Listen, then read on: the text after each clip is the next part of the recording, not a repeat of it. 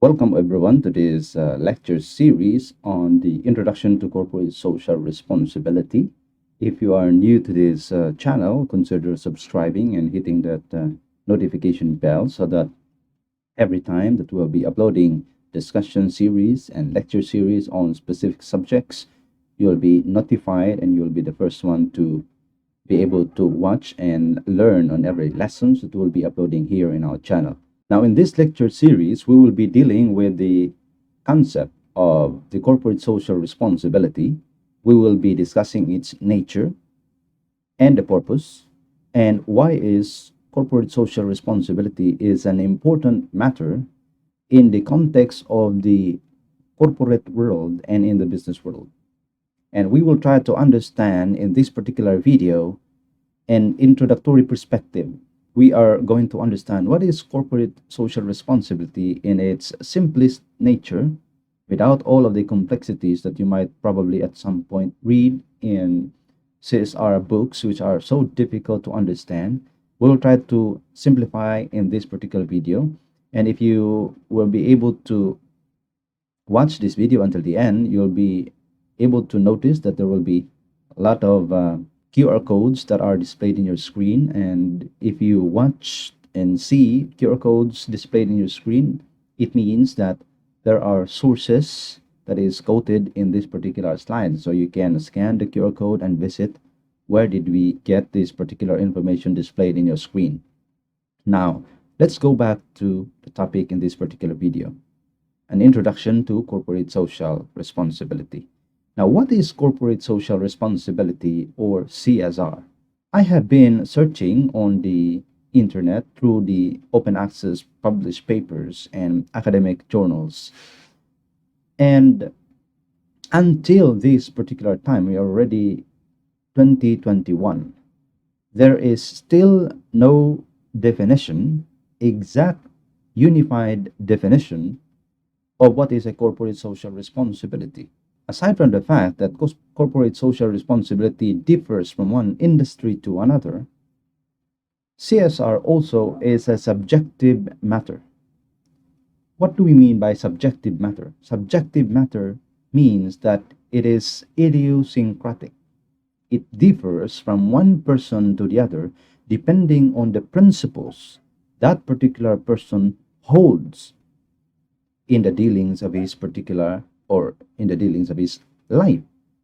And so that's the reason why corporate social responsibility has no definite definition, because it is so complex in the sense that it differs from one industry and from one perspective to the other. However, there are underlying principles and there are elements of which we have to determine whether or not each of the activities and actions of a corporation constitutes a corporate social responsibility when these particular actions or decisions fall in these particular elements. Number one, ethics. Number two, responsibility. And number three, sustainability. Now, what do we mean by sustainability? Now, sustainability is meeting the needs of the present without compromising the ability of the future generations to meet their needs, which means that we should not be greedy on our end and preserve something that is for the future generations without necessarily compromising our ability to gain profit. The concept of sustainability is composed of three pillars: economic, environmental, and social pillars, also known formally as profits, planet, and people, which means that when you are at the corporate world, you have to take into consideration not only profit, but also planet, which means the environment around us, and the people, those that are affected by the way your business operates, the stakeholders of the company, and the environment around it. It is where sustainability lies upon. upon which, when you are doing some kind of a business, whatever is the business that you're in, you must be responsible on the environment, you must be responsible on the social structures of the community around you. Are you not destroying the culture of a specific community or geographic location? Are you not destroying the environment upon which could provide the needs of the future generation? Are you taking profit ethically? Or, in other words, profit out of need, not profit out of greed? Sustainability is being able to continuously make the seemingly unlimited need meet with the limited resources without sacrificing the resources that are allotted for future generation. Now, social responsibility is a theory in which individuals are accountable for fulfilling their civic duty, and the action of an individual must benefit the whole society or the whole community. And in this way, there must be a balance between economic growth and the welfare of the society and the environment, which means that each person or each corporation, for that matter, have to think in the sense that profit is not the only end of which the purpose and the direction of the corporation is targeted upon. It is also and must be directed towards the collective development of the society as a whole. Each and every one of us have a social responsibility to take care of everyone around us and everything that is naturally existing in a natural habitat and a natural condition. And we have to take care of all these things because it is not only us that will be responsible if the natural condition is distorted in such a way that it can no longer be restored. Meaning, if the environment is actually destroyed and we will no longer be able to restore it, we are not the only responsible, but the future generations will also be responsible of the things that we have done at present. And so we have to be responsible in our time so that in the near future they might learn how to love the environment more and take care of the things in their natural condition. We have the responsibility to make sure that we are not exhausting the entire planet to the point that it could no longer house humans or any living thing. Now, business ethics are the moral principles that acts as guidelines for the way a business conducts itself and its transactions.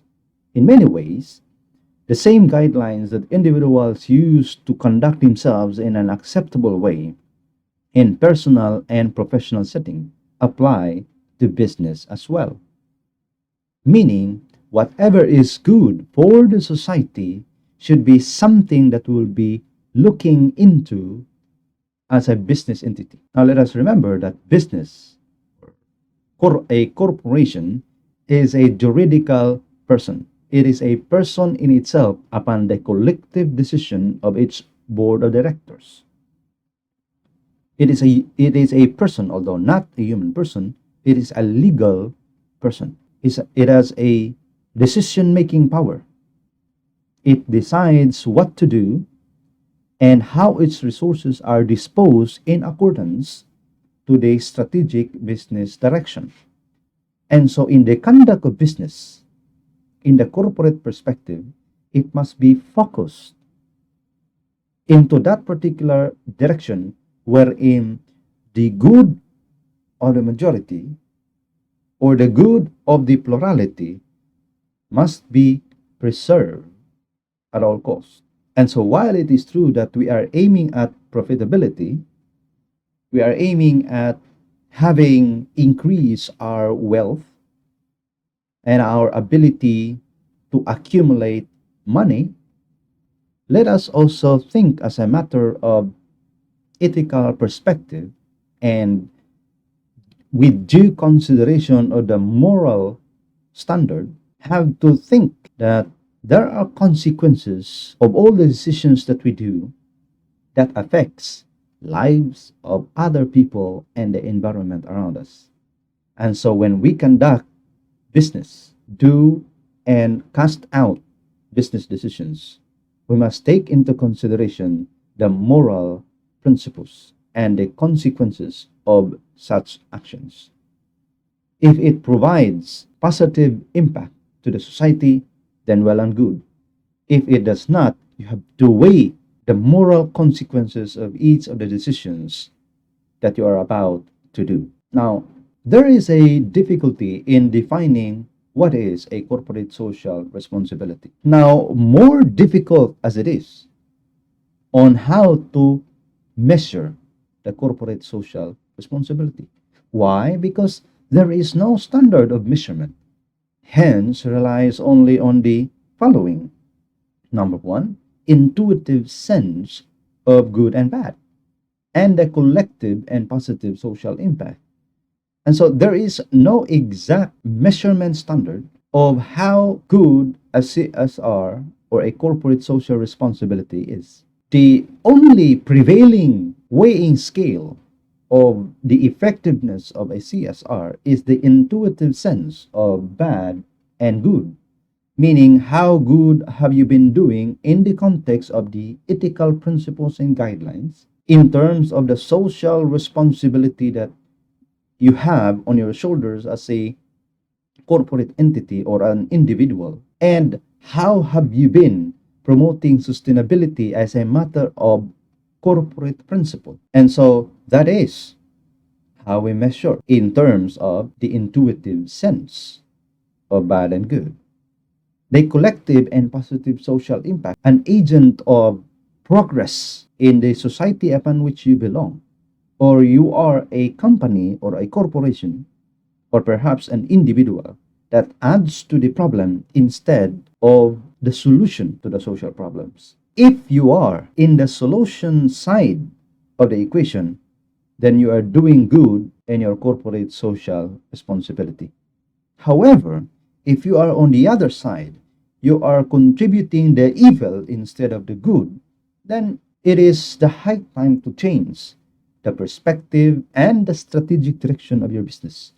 Because along the way, in the future, CSR will be the business itself, and profitability will only be a consequence of that good business model. Now, let's say, for example, although I don't agree with this example, and that is backed with published academic researches on high impact journals, that nevertheless, we just had to take into consideration this particular example. Now, if we know that the more we pump carbon dioxide to the atmosphere, it would melt the ice caps and drown us all in this world, would you still manufacture products that will produce or induce such a terrible thing to the planet? The basic answer will be no, of course not.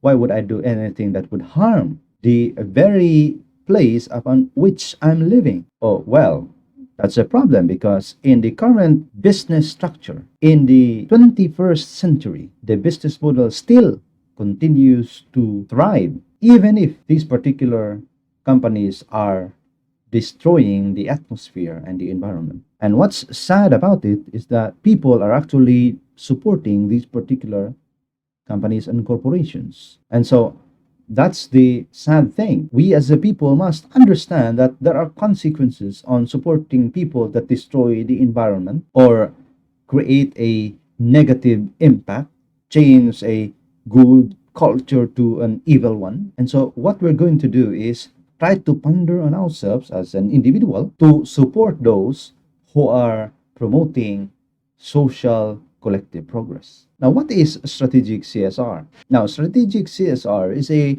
is the incorporation of a holistic corporate social responsibility perspective within the firm's strategic planning and core operations, so that the firm is managed in the interest of the broad set of stakeholders. Now, take into consideration that stakeholders and not stockholders, right? To achieve maximum economic and social value over medium and long term, which means that the company or the corporation must focus its entire business model to the promotion of corporate social responsibility. CSR is not just a show of camera roll activities where people bring banners while planting trees or cleaning rivers. It is the business itself. CSR is the business of which profit and social progress becomes the consequence. Now, how important is the CSR? We exist not only for ourselves, but also for the people around us, the natural habitat that we are in, and the next generation that come after us.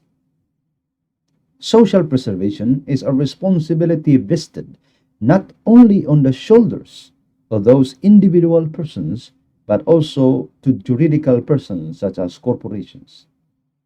Being responsible is way better than being irresponsible, which means that the greater damage one imposes on the natural condition of things, which means nature, demands greater effort of restoring the same.